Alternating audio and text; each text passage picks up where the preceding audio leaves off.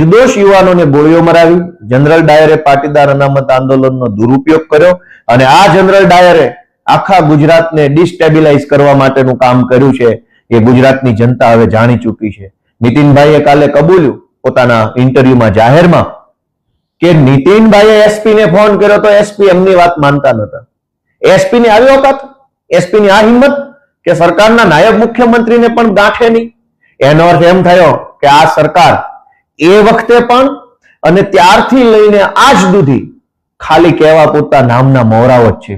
જો નાયબ મુખ્યમંત્રી મુખ્યમંત્રીઓને ખબર ન હોય ને ગોળીઓ છૂટતી હોય, જાણે કે યુદ્ધ થઈ ગયું હોય એમ તોપું ને ટેન્કુ ફૂટતી હોય, તો મુખ્યમંત્રી નાયબ મુખ્યમંત્રી શું કામના? અને હું માનું છું કે 2015માં જ નહીં, આજે ગુજરાતની પરિસ્થિતિ એ છે કે સરકારમાં બેઠેલા માણસો તો ખાલી નામના છે, અસલી સરકાર તો જનરલ ડાયર ચલાવે। આ જનરલ ડાયર આજે પણ ગુજરાતની સરકારમાં હસ્તક્ષેપ કરે છે।